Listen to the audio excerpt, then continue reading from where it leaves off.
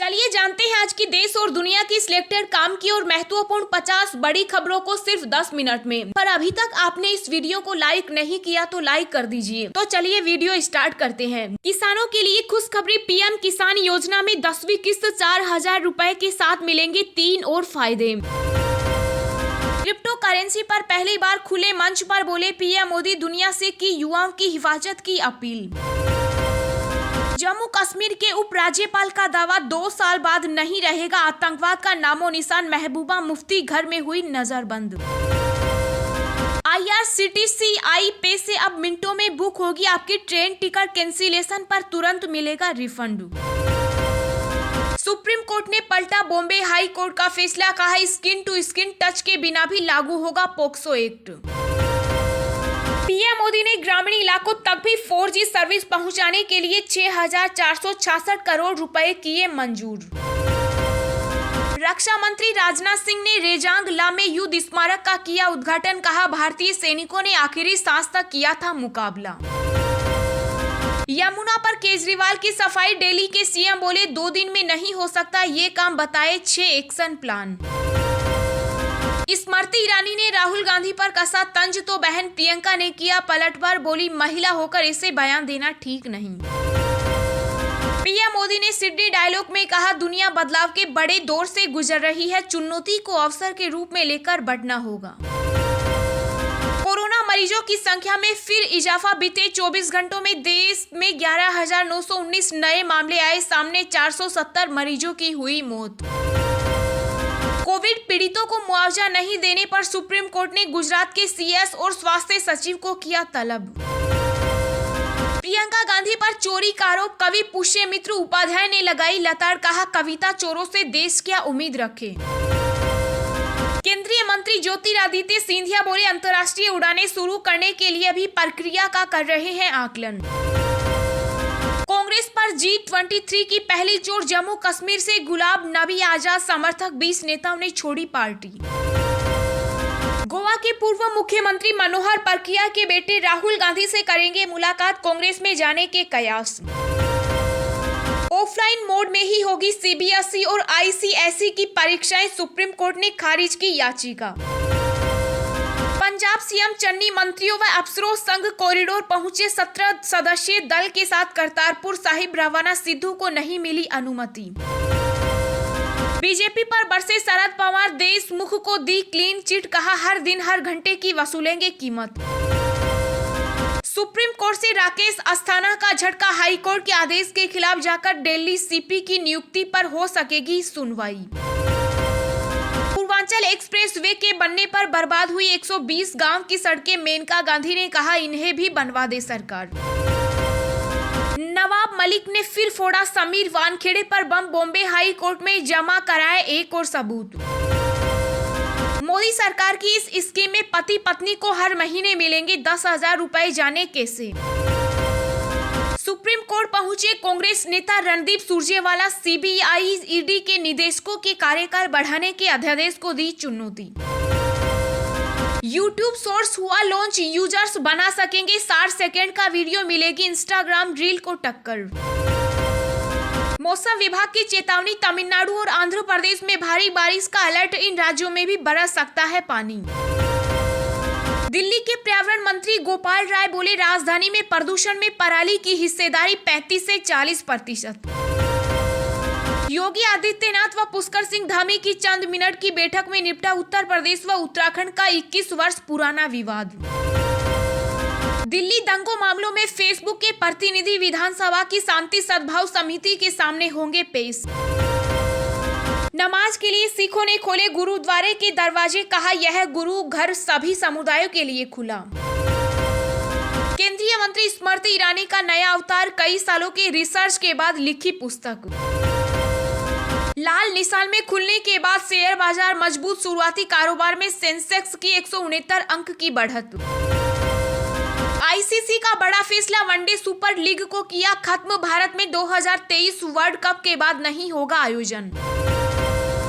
Bharat New Zealand के बीच दूसरे T20 match पर छाए संकट के बादल, हाईकोर्ट में मैच रद्द करने के लिए याचिका दायर। जी हाँ दोस्तों, और भी बहुत बड़ी काम की खबरें निकल कर आ रही है, इसलिए वीडियो को लास्ट तक जरूर देखना। तो चलिए अब जानते हैं जो महत्वपूर्ण खबरें हैं उनको विस्तार से। पर इससे पहले अभी तक आपने इस वीडियो को लाइक नहीं किया तो लाइक कर दीजिए। किसानों के लिए खुशखबरी, पीएम किसान योजना में 10वीं किस्त 4,000 रुपए के साथ मिलेंगे 3 और फायदे। जी हां, प्रधानमंत्री किसान सम्मान निधि योजना के तहत योग्य किसानों को सालाना 6,000 रुपए दिया जाता है, जो 3 किस्त में हर 4 महीने पर जारी होती है। अब तक इस योजना में 9 किस्त किसानों के खाते में भेजी जा चुकी। अब किसानों को 10वीं किस्त जारी की जाएगी। रिपोर्ट के मुताबिक किसानों के खातों में पीएम किसान योजना की 10वीं किस्त 15 दिसंबर तक जारी की जाएगी। वहीं रिपोर्ट में यह भी दावा किया गया है कि सरकार किसान सम्मान निधि के तहत मिलने वाली रकम दोगुनी कर सकती है। इस योजना में अगर किसानों के पैसे दोगुने होते हैं तो किसानों को 4,000 रुपए मिलेंगे, यानी सालाना 12,000 रुपए जारी होंगे। किसानों को 10वीं किस्त के अलावा इस बार 3 और लाभ भी मिलेंगे। अब किसान भी पीएम किसान मानधन योजना का लाभ उठा सकते हैं। केंद्र सरकार ने किसानों को आर्थिक मदद देने के लिए इस पेंशन योजना की शुरुआत की है। इसके साथ ही किसान क्रेडिट कार्ड को इस योजना से जोड़ा जाएगा, जिससे किसानों को बड़ा फायदा होगा। इससे जुड़ जाने से ऋण का लाभ आसानी से उठाया जा सकता है। IRCTC आई पेज से अब मिनटों में बुक होगी आपकी ट्रेन टिकट, कैंसिलेशन पर तुरंत मिलेगा रिफंड। जी हाँ, अक्सर ट्रेन टिकट को बुक करते वक्त हमें कई समस्याओं का सामना करना पड़ता है। वहीं दूसरी तरफ इनको कैंसिल कराने पर रिफंड भी हमारे अकाउंट में काफी देरी से क्रेडिट होता है। यात्रियों की इसी समस्या को दूर करने के लिए Indian railway catering and tourism corporation ने एक नया पेमेंट गेटवे शुरू किया है, जिसका नाम आई पे है। IRCTC ने इनमें कई तरह के नए फीचर्स शामिल किए हैं, जिसका फायदा आपको ट्रेन टिकट को बुक करते समय मिलेगा। इस गेटवे के जरिए जब भी आप अपने ट्रेन टिकट को कैंसिल कराएंगे तो उस समय रिफंड तुरंत आपके खाते में क्रेडिट कर दिया जाएगा। यही नहीं, इसके जरिए रेल टिकट को बुक करना और भी आसान हो गया है। इसमें आपके समय की काफी बचत होगी। क्रिप्टो करेंसी पर पहली बार खुले मंच पर बोले पीएम मोदी, दुनिया से की युवाओं की हिफाजत की अपील। जी हां, प्रधानमंत्री नरेंद्र मोदी ने क्रिप्टो करेंसी को लेकर पहली बार सार्वजनिक तौर पर चेतावनी दी है। उन्होंने कहा कि क्रिप्टो करेंसी पर सभी देशों को मिलकर काम करना चाहिए। अगर यह गलत नेटवर्क में पड़ गई तो इससे हमारे युवाओं की जिंदगी तबाह हो सकती है। पीएम मोदी ने कहा कि बिटकॉइन या क्रिप्टो करेंसी को ही लीजिए, सभी लोकतांत्रिक देशों के लिए यह जरूरी है कि वे साथ मिलकर इस पर काम करें और गलत हाथों में जाने से रोकें। बता दें कि सरकार 29 नवंबर से शुरू हो रहे संसद के शीतकालीन सत्र में क्रिप्टो करेंसी पर बिल ला सकती है। सूत्रों की माने तो क्रिप्टो करेंसी को लेकर लगातार चिंता जताई जा रही है। इसका इस्तेमाल निवेशकों को भ्रामक दावों के साथ आकर्षित करने और आतंक के वित्त पोषण के लिए किए जाने की आशंका है। RBI के मुताबिक अभी देश में क्रिप्टो करेंसी को लेकर कोई विशेष नियमन नहीं है, न ही देश में इस पर प्रतिबंध ही लगा है। प्रधानमंत्री नरेंद्र मोदी ने बीते शनिवार को क्रिप्टो करेंसी पर वरिष्ठ अधिकारियों के साथ बैठक की थी। इससे संकेत मिलता है कि सरकार इस मुद्दे से निपटने को सख्त नियामकीय कदम उठा सकती है। यमुना पर केजरीवाल की सफाई, दिल्ली के सीएम बोले 2 दिन में नहीं हो सकता ये काम, बताए 6 एक्शन प्लान। जी हां, दिल्ली के मुख्यमंत्री अरविंद केजरीवाल ने प्रेस कॉन्फ्रेंस के दौरान यमुना की गंदगी पर चिंता जाहिर की, साथ ही 6 एक्शन प्लान भी बताए। उन्होंने कहा कि 2025 तक यमुना की सफाई पूरी कर ली जाएगी। सीएम केजरीवाल ने कहा कि यमुना नदी को इतना गंदा होने में 70 साल लगे, 2 दिन में इसकी सफाई नहीं हो सकती। मैंने दिल्ली के चुनाव में लोगों से वादा किया था कि अगले चुनाव तक इसे साफ कर दिया जाएगा। हमने युद्ध स्तर पर काम शुरू कर दिया है। हमारे पास इस पर 6 एक्शन पॉइंट है। मैं व्यक्तिगत रूप से इसकी निगरानी कर रहा हूं। उन्होंने कहा कि पहली कार्य योजना में हम युद्ध स्तर पर सीवर ट्रीटमेंट पर काम कर रहे हैं। सबसे पहले नए सीवर ट्रीटमेंट प्लांट बनाए जा रहे हैं। दूसरा, मौजूदा प्लांटों की क्षमता बढ़ाई जा रही है। तीसरा, पुराने ट्रीटमेंट प्लांटों की तकनीकी बदली जा रही है। चौथा, झुग्गी झोपड़ियों से निकलने वाला कचरा जो नदियों में जाता है उसे अब सीवर में मिला दिया जाएगा। 5वां, कुछ क्षेत्रों में लोगों ने सीवर कनेक्शन नहीं लिया है। हमने ऐसे क्षेत्रों में मामूली शुल्क पर सीवर कनेक्शन स्थापित करने का निर्णय लिया।